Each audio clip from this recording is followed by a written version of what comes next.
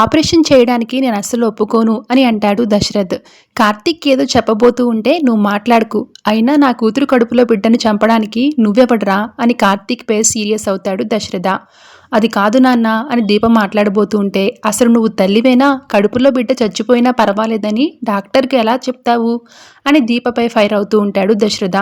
నిన్ను చంపాలనుకున్న పారిజాతం పిన్నికి నీ బిడ్డను చంపాలి అనుకున్నా నీకు తేడా ఏంటి? ఇద్దరూ హంతకులే అంటాడు దశరథ. కార్తీక్ ఏదో చెప్పబోతూ ఉంటే, నువ్వు కూడా హంతకుడు వేరా? బిడ్డలకు ఏదైనా అయితే తల్లడిల్ల తల్లిదండ్రులను చూశాను, కానీ మీలాంటి వాళ్లను నేనెక్కడా చూడలేదు. నువ్వు హాస్పిటల్కి రావద్దు అన్నప్పుడే నాకు డౌట్ వచ్చింది, అందుకే నీ వెనకే వచ్చాను. నేను ఇక్కడికి రావడం మంచిదైంది, లేకపోతే నా కూతురు కడుపులో బిడ్డను నువ్వు చంపేసేవాడివి అని కార్తీక్తో అంటాడు దశరథ. అయితే ఒక మాట చెప్పు మావయ్య, అత్త చచ్చిపోయినా పర్లేదా అని అడుగుతాడు కార్తీక్. ఇక దాంతో సైలెంట్ అవుతాడు దశరథ్. అత్త ప్రాణాలు కాపాడడానికి వేరే దారి ఉంటే నా బిడ్డను నేనే ఎందుకు వదులుకుంటాను? నువ్వు చెప్పు, అత్తను కాపాడడానికి మరో ఆప్షన్ ఉందా అని దశరథును అడుగుతాడు కార్తీక్. నేనేదో దీపను బలవంతంగా ఒప్పించి బిడ్డ ప్రాణాలు తీస్తున్నట్టు చెప్తున్నావు. నా బిడ్డపై నాకు ఆశలు ఉంటాయి, నా బిడ్డను చేతుల్లోకి తీసుకోవాలని నేను మాత్రం అనుకోనా అని ఎమోషనల్ అవుతాడు కార్తీక్.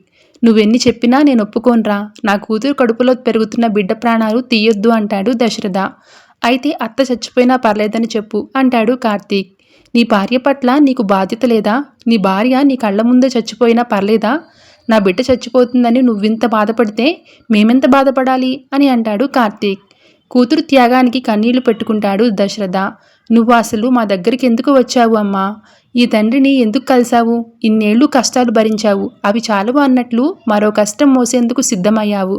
నువ్వు నా కన్న కూతురువా లేక నా కన్న తల్లివా? నీ కాళ్ళు మొక్కాలని ఉంది అని దీపకు చేతులెత్తి దండం పెడతాడు దశరథ. నువ్వు ఇంటికి వెళ్ళి ఒకసారి అత్తను చూడు, అప్పుడు మా నిర్ణయం కరెక్ట్ అని నీకు అర్థమవుతుందని దశరథును అక్కడి నుంచి పంపించేస్తాడు కార్తీక్. ఇక తరువాత కార్తీక్ దీప కలిసి డాక్టర్ దగ్గరికి వెళ్తాడు. ఏ నిర్ణయించుకున్నారు అని అడుగుతుంది డాక్టర్.